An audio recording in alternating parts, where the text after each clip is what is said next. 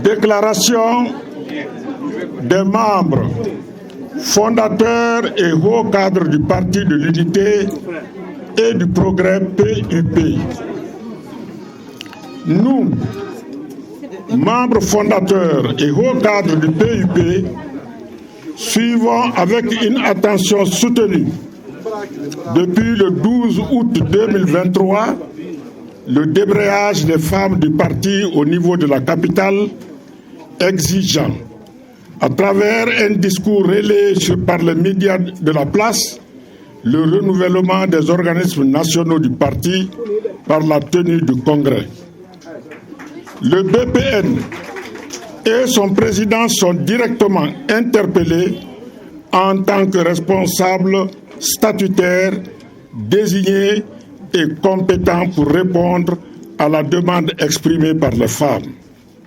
Toutefois, le manque d'intérêt observé à leurs revendications entraînera la récidive de leur présence massive au siège le 19 août 2023.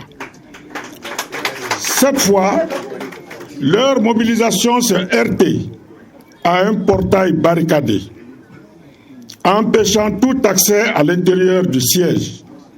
Des vigiles réquisitionnés pour la cause s'employèrent à assommer avec violence par des injures et des jets de pierre des femmes innocentes dont le seul péché aura été d'avoir eu le scrupule de demander la tenue du congrès en raison de la péremption du mandat de l'actuelle équipe dirigeante du PUP.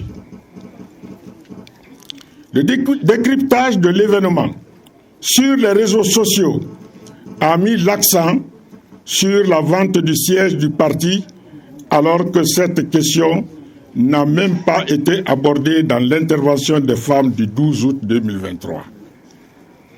Pour mettre fin à la crise, le président du parti organisa une conférence de presse au siège du PUP, suivie d'une déclaration devant les journalistes et quelques responsables de Conakry réunis pour la circonstance. Cette rencontre avait pour but de faciliter l'accès aux vraies informations selon le leader du parti. Cependant, on comprendra que l'exposé du président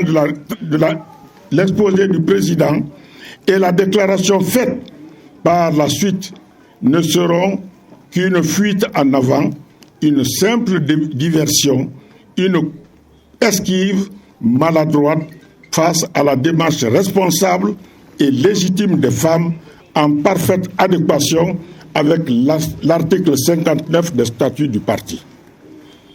Face à ces pratiques brutales, besoin n'est point de démontrer la méconnaissance des textes qui régissent la gouvernance de la formation politique, marquée par des attentes graves à la dignité des militantes et militants du parti dans leur effort de mobilisation, de participation et de construction de l'édifice laissé en héritage par le feu général Lansana Conté. Ces avis enregistrés le 19 août 2023 ne sont pas la première expérience du genre. En effet, le congrès contesté de Tadi Club en haute banlieue de Conakry en 2015 fut émaillé d'incidents sérieux et le théâtre d'un étalage gravissime de faiblesses managériales que le parti épousait déjà à l'entame d'un quinquennat qui s'annonçait difficile. Le constat prouve aujourd'hui que le parti est en pleine hibernation. Son absence totale aux consultations nationales et locales du pays, le manque d'espace approprié, ouvert à des panels sur des sujets d'importance, constitue une sclérose dans l'approfondissement du contéisme. Il en est de même du manque d'échanges, de thématiques pertinentes, capables d'ouvrir sur des algorithmes de moralisation et de revitalisation de la vie militante au sein du parti. le feu général Lansana Conté, père fondateur du PUP et de la démocratie représentative en Guinée,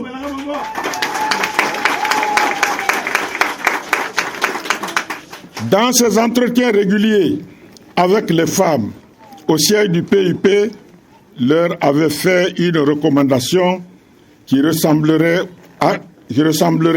à une prophétie. Citation. Femmes du PUP, je vous confie le parti. N'abdiquez jamais. N'abdiquez jamais, car un jour, ces hommes pourraient vous chasser de cette cour.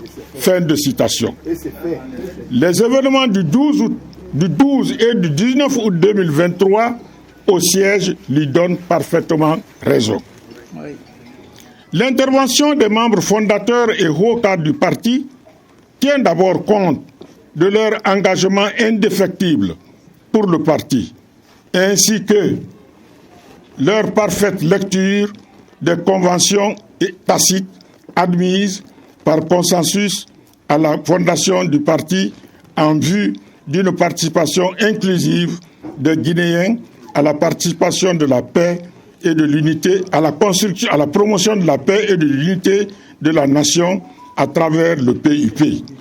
Dans cet esprit, les membres fondateurs et hauts cadres du parti ne doivent pas trahir cette cause.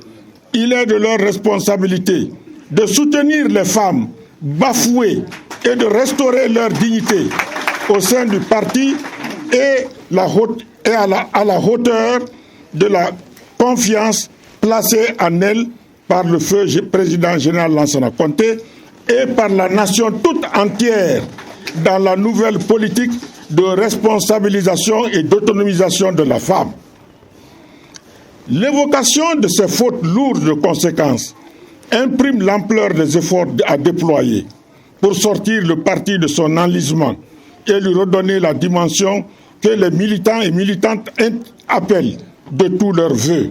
C'est pourquoi nous, membres fondateurs et hauts cadres du Parti de l'Unité et du Progrès, PUP, toujours engagés dans le combat pour les nobles idéaux républicains, rejetons de façon catégorique la litanie sur la vente du siège du parti attribuée à tort à des innocents dans le seul but d'éviter les questions vitales pour lesquelles la direction nationale du parti manque de réponses évidentes. Exigeons la réouverture immédiate du siège du parti aux militantes et militants qui considèrent cet établissement absolument indiqué pour instruire et traiter toutes les questions du parti. Condamnons avec la dernière énergie la violence exercée sur les femmes dans leur quête légitime de solutions en vue de la normalisation du parti.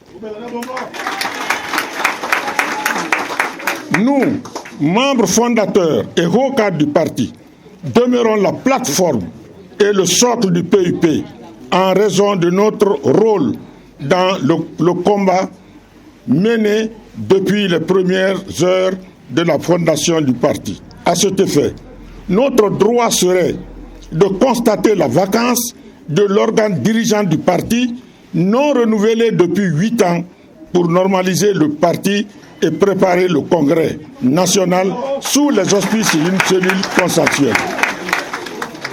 Les membres fondateurs et hauts cadres du parti s'emploient et s'emploieront activement et sans répit à la recherche de toute solution concernant concourant à hisser le parti plus haut afin qu'il retrouve ses repères d'antan et réponde à l'une de ses missions fondamentales, la promotion de la paix et de l'unité nationale.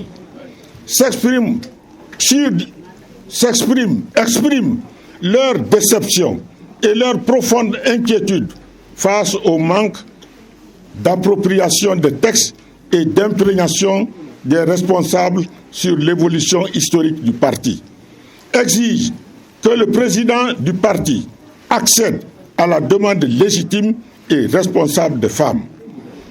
Les menaces, les membres fondateurs délocaliseront à compter de ce jour le centre de leur réunion au siège du parti. Un communiqué explicite sera fait à propos. L'ordre du mérite que nous décernons à tous nos combattants de première heure, vivants, et d'autres à titre posthume de reconnaissance. À titre posthume, pour ceux décédés, est un symbole de reconnaissance. Ce symbole qui vaut aussi pour leur effort dans la construction de la gloire du parti sur un chemin escarpé d'embûches dont l'histoire vraie se lit aujourd'hui, maintenant, dans la détermination de leur héritier et doit se construire et doit se conclure en une réaction spontanée et positive en ce moment inacceptable dans la vie du parti. Il n'est donc pas tard de retrousser les manches, serrer la ceinture et s'armer de courage pour être en capacité de refuser d'être un spectateur malheureux d'une scène qui interpelle tous ceux qui ont un lien avec le PUP. En tout état de cause, nous devons agir ensemble, dès maintenant et aujourd'hui, au plus pressé, pour sauver notre parti. Vive le PUP, nous vous remercions.